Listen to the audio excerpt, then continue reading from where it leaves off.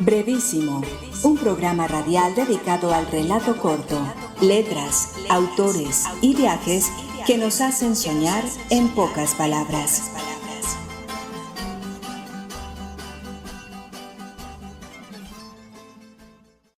Allá va. Tengo una tía que ayer se llamaba Tulia, vieja berraca. Yo era un niño y ella de esas de regañar y regañar sobrinos. Le sirvo mazamorra pero sin leche. La que hay es solo para el pintadito de la abuela.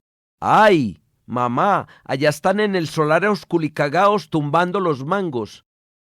Y dijeron que aquí vienen sin Dios y sin ley a hacer daños. Muy bonitos, jugando con esa pelota y correteando a ver si quiebran las materas.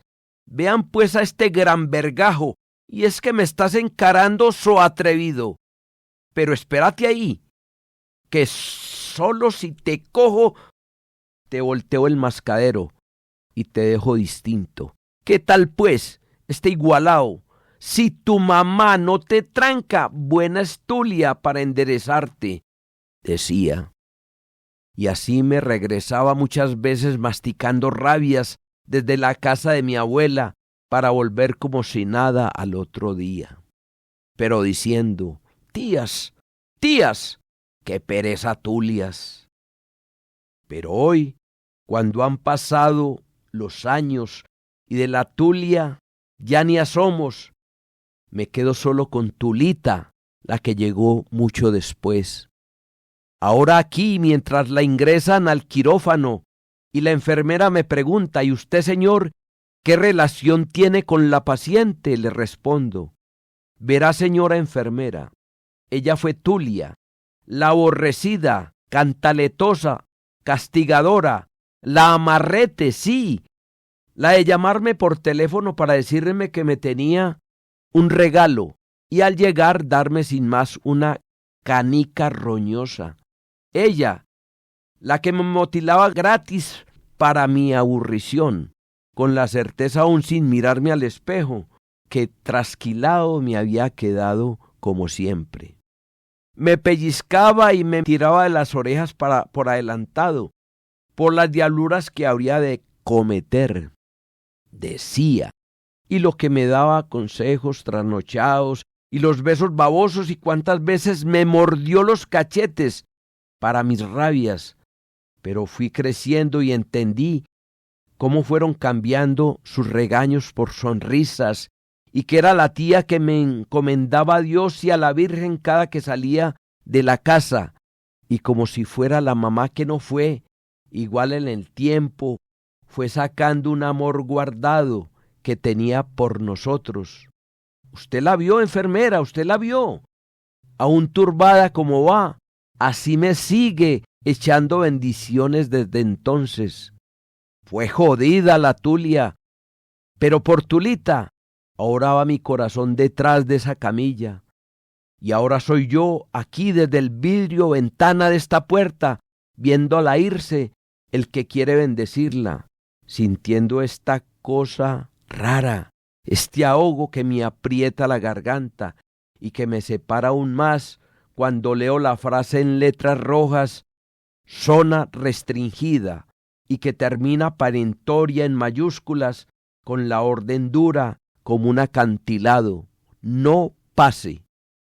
Hola, bienvenidos a una nueva emisión de Brevísimo, un programa dedicado a las formas breves de la literatura. Yo soy Mauricio Montoya y le doy la bienvenida a mis compañeros de mesa. Hoy, en un programa dedicado a la modalidad de la entrevista, tendremos la voz, los conocimientos y las letras del escritor y filósofo antioqueño Julio César Gaviria, con quien conversaremos y escucharemos sus relatos e historias de vida literaria. Escuchábamos al inicio del programa, en su propia voz, un relato o un cuento de su autoría. Dándole la bienvenida a nuestro autor invitado, me gustaría que sea él quien se presente y nos cuente una pequeña reseña biográfica sobre quién es Julio César Gaviria. Gracias, Mauricio, por la invitación. Julio César es un eterno aprendiz. Estudié filosofía y letras en la Universidad de Antioquia, pero mi tarea y función fue haber sido empleado público por 35 años en empresas públicas. Labores que fui llevando a la par con la academia. Yo no sé si priorizaba la papa, como se dice, o eso de cobrar por trabajar, o irme para la Universidad de Antioquia a estudiar filosofía, cuando había en ese entonces jefes que decían: hombre Julio, pero a empresas públicas no les sirve la filosofía. Para decirle yo como respuesta: doctor, pero me sirve a mí. Eso habla un tanto de mi naturaleza. Subsistir, obviamente, trabajar, obviamente, y tener el gusto y el placer de escribir, de leer. Siempre lo he hecho desde la universidad. Y entonces, para partir desde allá a lo que ha sido el hoy aquí en este programa, que por fortuna tengo de participar, brevísimos. Han pasado maestros, he pasado por aulas. Tengo que mencionar a mi maestro inicial, yo diría que, pero como tallerista, el maestro Mario Escobar Velázquez, que dirigió los talleres de escritor en la Universidad de Antioquia por muchos años. Fue mi primer maestro, sin mencionar los de la academia. Luego pasé por la Piloto, conocí al maestro X504 en poesía. No asistí sino a una clase porque hablo ya de otro personaje, mi maestro, más bien con mi referente, Manuel Mejía. Él dictaba los talleres a las 4 de la tarde, yo era empleado, entonces tuve la fortuna de asistir a una clase. Vino los talleres de la Universidad de Antioquia con el maestro, ya lo mencionaba, Mario Escobar. Después de muchos años, heredándole esa labor o ese oficio, o esos talleres más bien, lo recogió Luis Fernando Macías.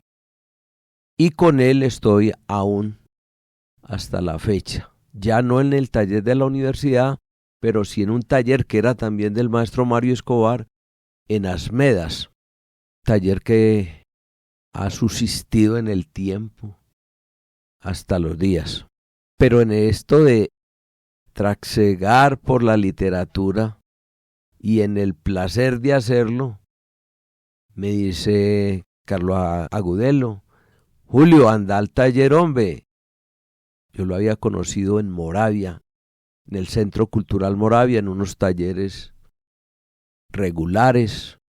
Ese se acabó y apareció por allá en Belén, más o menos por donde vivo, y allí fue la fortuna también para mí de encontrarme con este amigo, escritor, y también le asisto al taller. Ese taller es los martes. Entonces ya llevamos 2, el de Luis Fernando Macías en Asmedas, que es los sábados.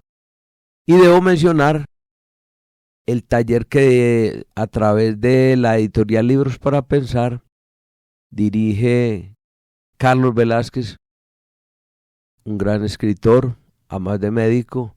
Entonces yo soy un dinosaurio, para que suene así, de los talleres de literatura en este Medellín, casa y escuela. Digo casa porque aquí vivo, digo escuela porque el barrio me convoca cada vez.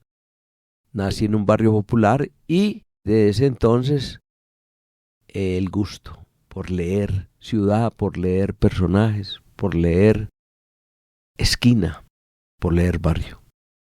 Julio, hablemos un poco de cómo llegas a las formas breves de la literatura. Claro que sí. Yo diría que es un azar de suertes, una cosa particular. Si bien uno ha escrito cuentos breves hasta este año, y para mencionarlo a través de tu programa Brevísimos, entré yo en un caudal de dicha y de placer de conocer algo que, si bien lo hacía, no me era propio.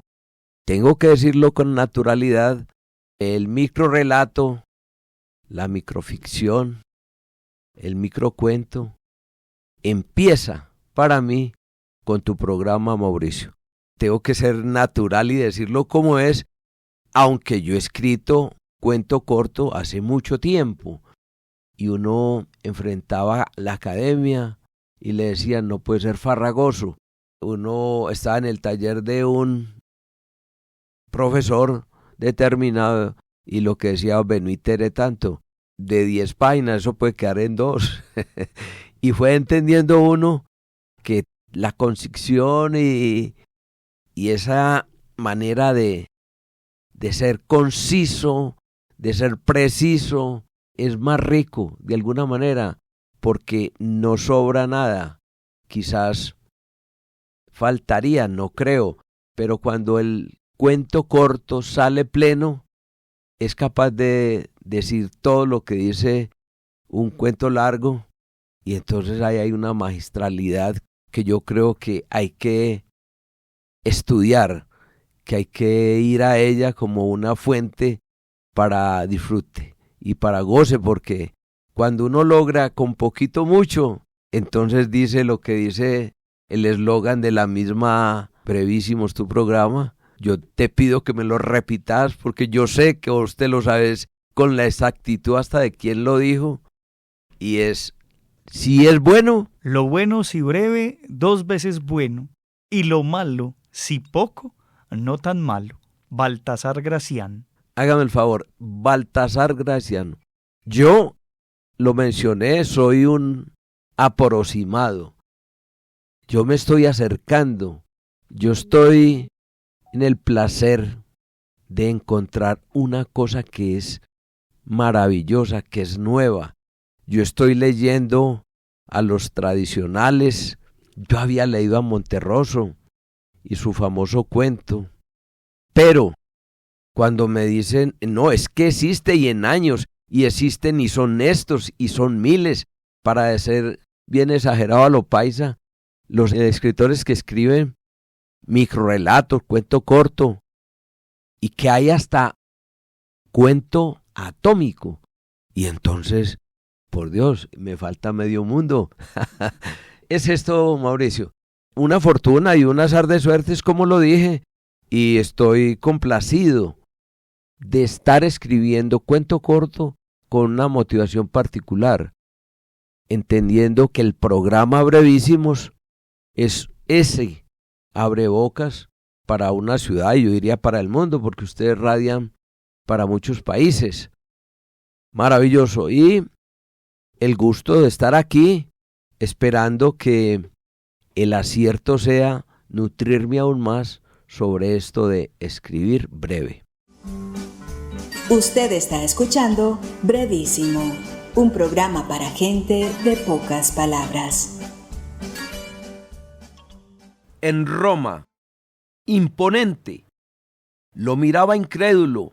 Ahí estaba al frente de mis ojos, y aún cerrándolos sentí su grandeza. El estruendo me llamó la atención.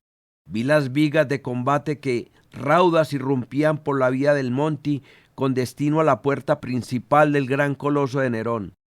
En tropel se aproximaban entre nubes de polvo. Cada viga venía tirada por 2 caballos. Avanzaban con tal velocidad que, al llegar a la entrada, las 2 más adelantadas chocaron entre sí, volcándose de manera estrepitosa. Las siguientes, por la destreza de sus aurigas, sorteaban obstáculos, y aun pasando por encima de los cuerpos y escombros, todos se afanaban por ingresar de primero al ruedo y, frente al palco, tener el honor de darle el saludo y reverencia inicial al emperador. Sentí el impacto y el olor de la sangre corriendo por el piso. El resuello de los caballos moribundos y los lamentos de dolor de los aurigas, pero también escuché la algarabía tronadora que salía del circo, por el desenfreno de patricios y plebeyos que, con este ingreso accidentado, daban por hecho el inicio de las justas. Los muros del Coliseo vibraban. Con ansiedad creciente avancé hacia la puerta peatonal con la certeza de que ingresaría, pero estaba cerrada. Una nota en la pared que leía anonadado decía: no hay ingreso al público, el Coliseo está en restauración. No puede ser, y miré hacia arriba sus muros.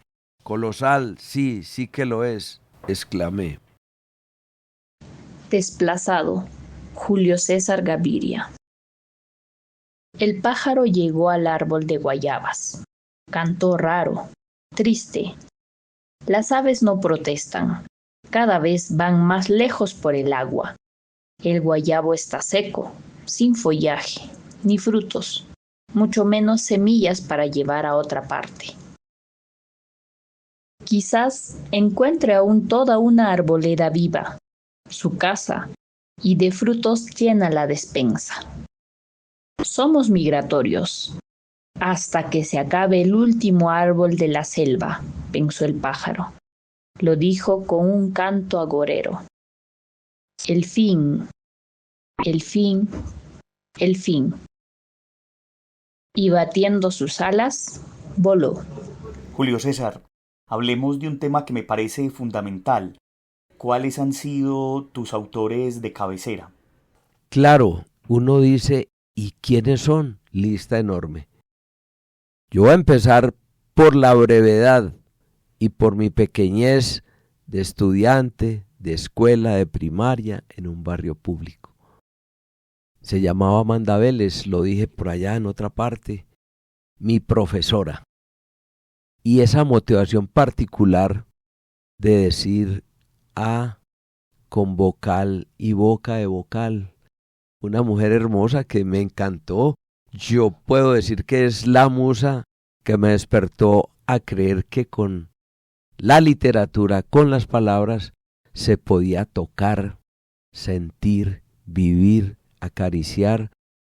Y entonces yo empecé a escribir poesía desde, voy a decir, mi niñez, cosa que uno se reservaba porque uno es tímido y uno cree que lo que le está pasando es ese secreto propio, que eso no le pasa sino a uno. Y después el primo grande le dice a uno: hombre Julio, deja esa bobada, hombre, todos pasamos por ahí. Amor platónico. Tengo que decirlo, no he podido salirme del amor platónico, de escribir. Me quedé en él, es un placer. Aparecen formas entonces, aparece la literatura florida, esa que uno quiere cantar y transpirarle a la muchachita de al lado, a la vecinita.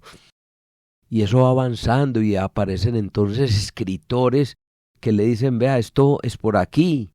Y aparecen los cercanos, los nacionales, la poesía de Barbajacó, de Pombo, la poesía de Neruda. Para mencionarlo, yo creía que después de la poesía de Neruda no había más, pero yo estaba chiquito. Yo tenía un seudónimo que registraba mis escritos iniciales como Pablo Jacob, hablando de Pablo Neruda y Porfirio Barbajacó. Pero bueno, la academia le va abriendo a uno ese espectro amplio de escritores y entonces aparecen los franceses, aparece Kafka, aparecen los rusos, Nietzsche, Gogol, todos estos magos de allá y de acá. Y uno dice, esto es un mundo maravilloso, ¿qué hago? Y mamá, mijo, apague el foco, está muy tarde. Y mi hermano que dormía conmigo, deja dormir, hombre. Para mencionar que no por maravilloso lo que estuviese leyendo, uno dejaba de ser. el pobre mortal que es, el hermano y el hijo, ese muchacho se va a enloquecer. No vive sino en eso. Bueno, de alguna manera, un poquito locos y un poquito cuerdos, pero muy maravillados con este mundo.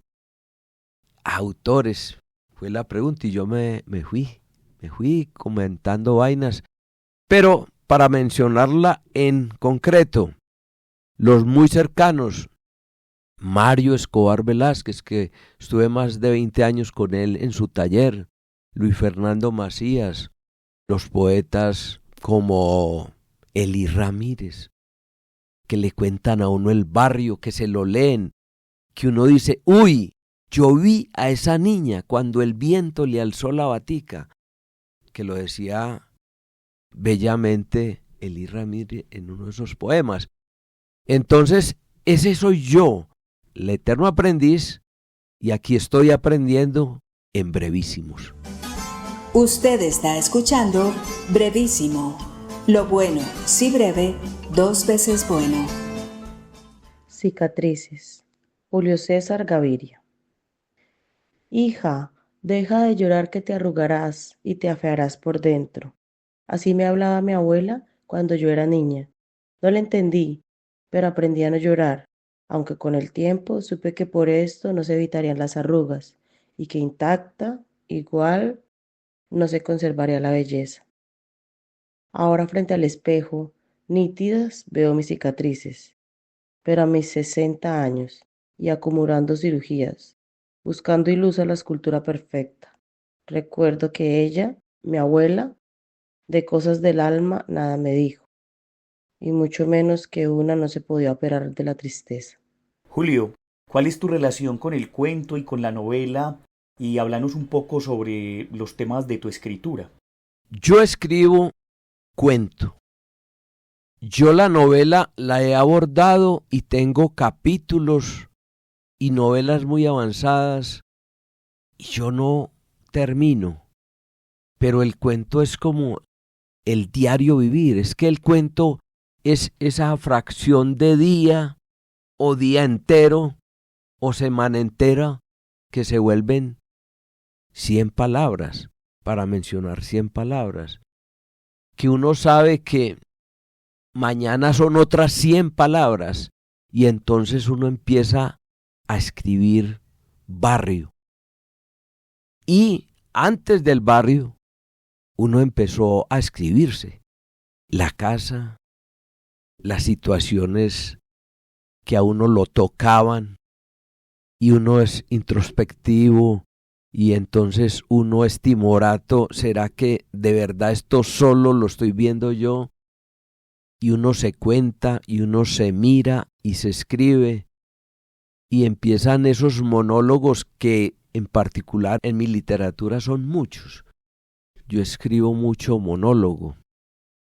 Me fui encontrando con ese yo preguntón, con ese yo inquieto, con ese yo timorato, con ese yo huidizo, y cualquier cosa de afuera que me dañara mucho, yo me resguardaba en la literatura.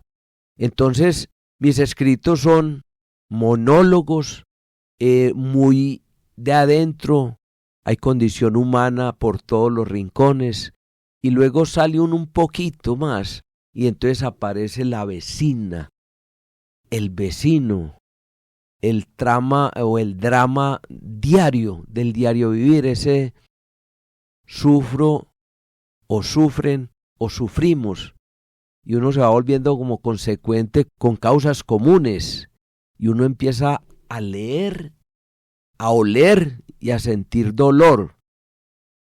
Dolor de existencia, dolor de barrio, dolor del vecino, y la muerte aparece. Barrios populares y el fantasma, y esa cosa que sale por la noche y atemoriza y lo hace entrar a uno. Y entonces está la hoja que lo convida a decir, contame, ¿qué es lo que sentís? Y yo digo, miedo, pero tengo esperanza. Y me he movido fundamentalmente en esa línea, frente a qué estoy leyendo y qué voy a escribir. Se lee el barrio como uno quiera.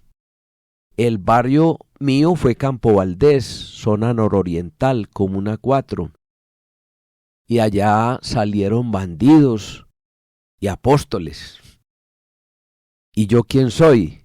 No, yo no tomo partido. Soy un pobre mortal, sí. Y entonces voy a escribir lo que me gusta. Voy a escribir lo que me duele. En la universidad yo no tiré piedra. Era miedoso. Pero yo salía para la casa a escribir esa angustia, ese miedo visto en compañeros, esa carrera desaforada. Y hasta fusiles apuntando, los vi. Eso es mi literatura. Una literatura que recoge barrio, lo he repetido tantas veces, con la certeza de que no es una cosa externa a la ciudad, pero también hay que mencionarla de una manera integral. Es que es el barrio, la comuna, las comunas y una sociedad, en el rango que se ponga o en el estrato que se ponga. Somos uno. Sensibilidad para sentir y gozar. Mi literatura es transversal a esa línea de sentir, gozar, narrar lo que me es propio. Yo no me excluyo en ninguna situación de ciudad. No voy a decir de mundo, pero si uno fuera a traspolar lo que nos pasa a nosotros en las grandes ciudades, hay los mismos conflictos, creo yo, hay las mismas angustias y hay los mismos cantos de desesperación o de esperanza. Mi literatura es un tanto eso. Antes de terminar nuestro programa del día de hoy, escuchemos otro cuento en la voz de nuestro escritor invitado. Muerte sublime. A pesar de que su vida depende de chupar sangre humana, de huirle a la luz del sol y su tormento de no poder clavarle a una doncella sus colmillos, es inmortal. Por eso su condena de siglos, viviendo en sótanos y estancias oscuras, para mantener su exangüe vida. Pero ¿de qué le sirve ser abajo el rey de las tinieblas y arriba el Drácula que dicen, si hoy reniega de su condición de sobrenatural? Morirme así es lo que quiero, mi dicha descubierta ahora es terrenal. ¡Qué delicia! Al encontrarse toneles llenos en esa cava polvorienta, ya no le importa ser eterno, ni dejar este mundo de manera simple, cual la de un pobre mortal, dice. Muerte sublime es ya mi dicha, tomándome estas copas de brandy y jerez, deleite igual solo de dioses del Olimpo, y por fin terminar de sufrir por sangre de doncella alguna. Con esto entonces terminamos nuestro programa del día de hoy. Agradezco a quienes me acompañaron en la mesa. Un agradecimiento especial al escritor y filósofo Julio César Gaviria, con el que tendremos una segunda parte, hablando sobre su historia literaria, especialmente sobre su trabajo con la poesía. Agradecemos también a la Universidad Nacional por este espacio que nos brinda, a Jorge Benjumea en el máster, y a ustedes los esperamos para una nueva emisión de Brevísimo. Hasta pronto. Brevísimo, un programa radial dedicado al relato corto, letras, autores y viajes que nos hacen soñar en pocas palabras.